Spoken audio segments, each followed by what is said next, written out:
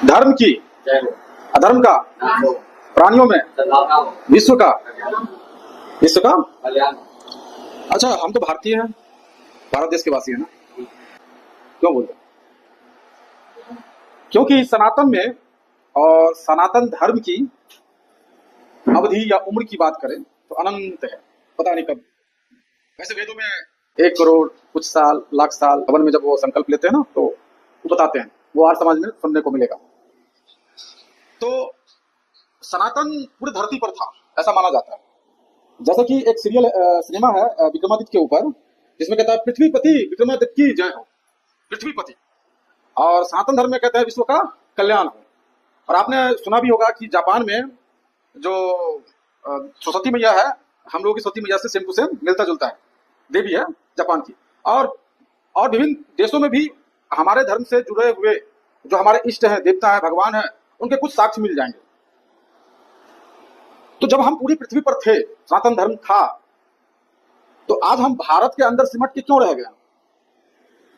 और हम अखंड भारत कह के सिर्फ एक और नक्शा क्यों दिखाते हैं? ये भी रहा होगा कि पूरे पृथ्वी पर, पूरे विश्व में सनातन धर्म रहा होगा, सिमटते सिमटते एक समय आया होगा जब अफगानिस्तान और इधर बर्मा तक होगा। लोग उस समय कहते होंगे कि हमारा भारत है ये। फिर धीरे धीरे धीरे धीरे धीरे धीरे लोग और आगे बढ़े और बढ़ते बढ़ते बढ़ते पाकिस्तान और बांग्लादेश, म्यांमार गया, जो बचा हुआ भारत है आज का, वो भारत है।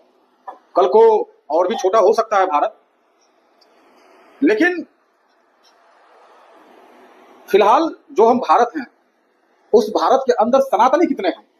क्या पूरा भारत सनातनी है? नहीं, पूरा भारत सनातनी नहीं है, क्योंकि सनातन धर्म में जीव हत्या का कोई कॉन्सेप्ट ही नहीं है। जीव हत्या मतलब अधर्म। जीव हत्या करने से दया भंग होता है, और जिसके पास दया नहीं है वो अधर्मी है, क्योंकि धर्म के साथ ही दया है, अधर्म के साथ ही दया नहीं है। अधर्म के साथ ही दया की जगह पे क्रूरता है।